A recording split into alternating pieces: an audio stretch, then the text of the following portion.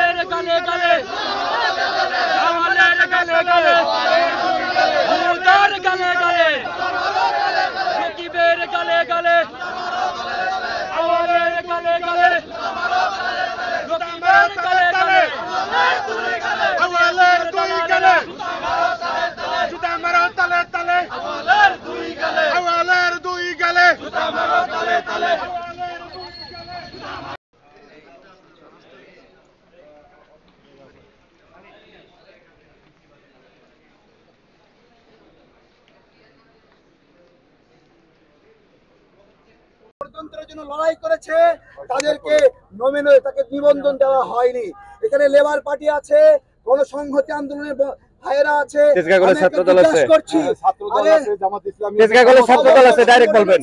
Junaid Psaki ভাইয়ের সংগঠনের চেয়ে সংগ্রামী সংগঠন নতুন সংগঠনের মধ্যে কে আছে?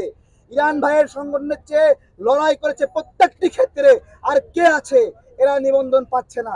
আবেদন না করে করে অনেকে নিবন্ধন নিয়ে গেছে। আমরা স্পষ্ট করে বলছি, এই কমিশনের সাইন করা নিবন্ধন পাওয়া সকল রাজনৈতিক দলের নিবন্ধন বাতিল করে পুনরায় নিবন্ধন প্রক্রিয়া সম্পন্ন করতে হবে, যাতে করে হাসিনার প্রেতাত্মাকে তাকে নিবন্ধন দেওয়া হয়নি। এখানে লেবার পার্টি আছে, গণসংহতি আন্দোলনের ভাইয়েরা আছে,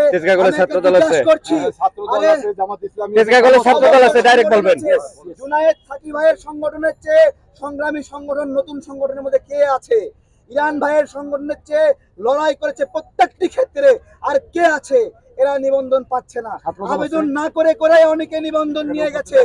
আমরা স্পষ্ট করে বলছি, এই কমিশনের সাইন করা নিবন্ধন পাওয়া সকল রাজনৈতিক দলের নিবন্ধন বাতিল করে পুনরায় নিবন্ধন প্রক্রিয়া সম্পন্ন করতে হবে,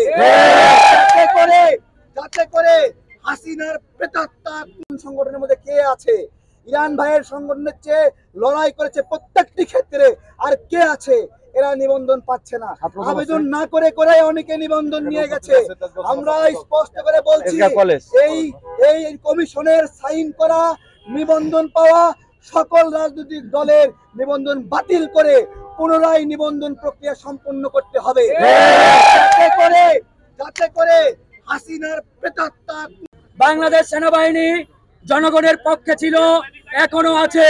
এই সেনাবাহিনীকে বলতে চাই, আপনারা খুনি হাসিনার দোসর, ভারতীয় রয়ের এজেন্ট, এই আওয়াল কমিশনকে অনতি বিলম্বে গ্রেফতার করে বিচারের মুখোমুখি করার ব্যবস্থা করবেন।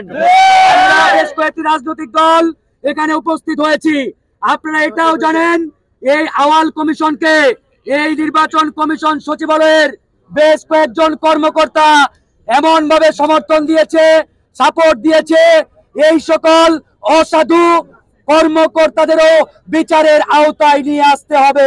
আমরা রাজনীতি করি, রাজনৈতিক দলগুলোর সাথে এই কমিশনের সবচাইতে ঘনিষ্ঠ সম্পর্ক থাকার কথা, কিন্তু আমরা যখন এই কমিশনে প্রবেশ করি, আমাদের সাথে দু একজন কর্মকর্তা খুনি হাসিনার দালালদের মতো অমানবিক আচরণ পর্যন্ত তারা করে।